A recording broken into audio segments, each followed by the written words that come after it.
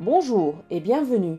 Dans cette vidéo, nous allons vous présenter quelques trucs et astuces dans Zoom pour rendre votre réunion plus fun et efficace.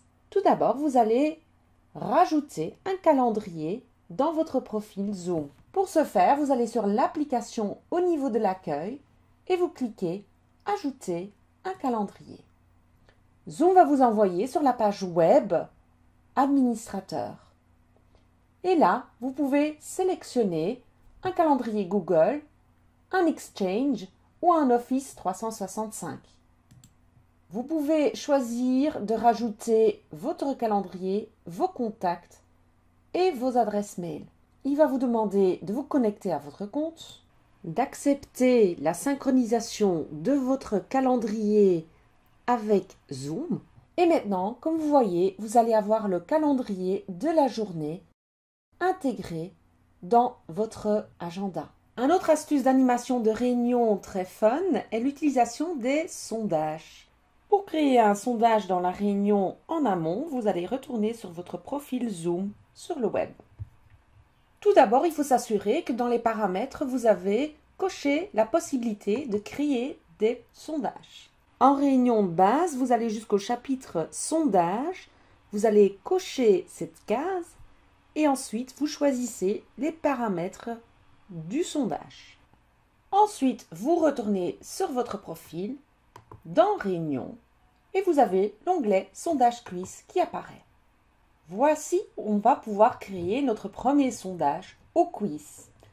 Vous avez la possibilité de tout simplement créer des sondages rapides ou avoir un sondage avancé avec un petit questionnaire et des images que nous pouvons rajouter au sondage. Pour la démo, je vais opter pour un sondage simple. Je mets la question, je choisis un choix unique ou un choix multiple et je remplis les différents choix de réponses que je veux proposer aux participants. Voici mon sondage. Vous avez la possibilité de cocher cette case, ce qui va vous permettre de créer des petites classes séparées selon les réponses des sondages. Les petites classes sont des salles virtuelles qui permettent de faire travailler les participants en petits groupes.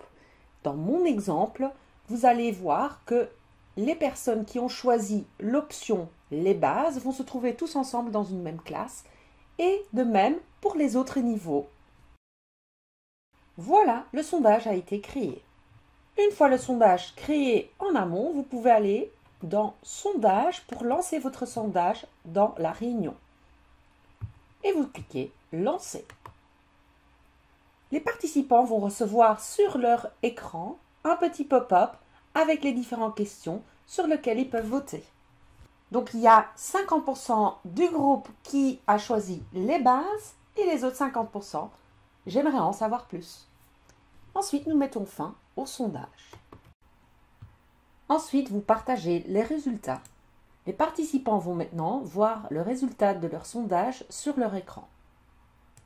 Si jamais vous voulez lancer un sondage en direct lors de la réunion, vous avez la possibilité de le créer en direct. Il vous renvoie sur votre compte Zoom Web et le process est exactement identique à celui que je viens de vous montrer. Là, tout à l'heure, je vous ai parlé des petites classes ou les salles de discussion. Pour créer des salles de discussion, vous allez dans « Salle de discussion ». Vous avez la possibilité de créer plusieurs salles de discussion. Je vais en créer 2. D'attribuer automatiquement les participants, de les attribuer manuellement ou de laisser les participants choisir la salle.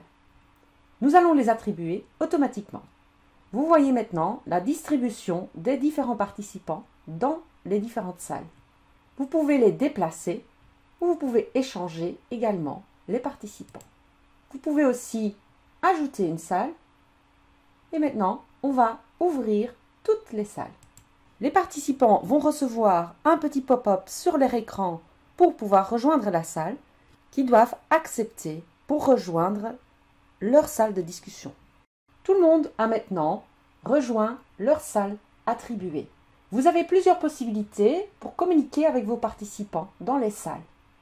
Dans Diffuser, Vous pouvez diffuser un message écrit dans toutes les salles simultanées ou vous pouvez aussi diffuser votre voix dans toutes les salles.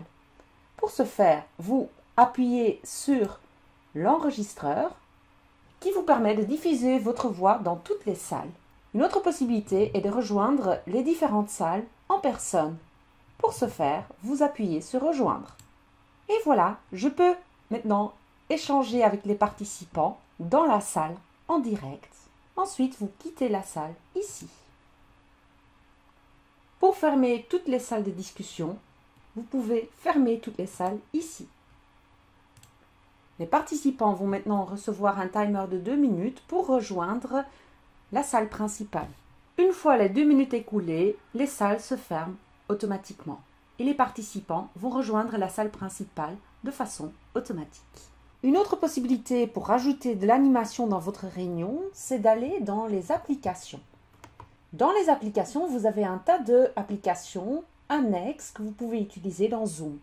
Je vous présente quelques de mes favoris. Vous avez par exemple les Virtual Backgrounds, ce qui vous permet de choisir parmi toute une base de données de fond d'écran que vous pouvez utiliser dans vos visioconférences Zoom. Je vous présente aussi Timer, ce qui vous permet de mettre un chronomètre dans le chat de Zoom. Vous avez aussi Miro, qui est une application qui vous permet de faire des tableaux collaboratifs. Et en dernier, vous avez Trello, qui est un tableau de gestion de tâches.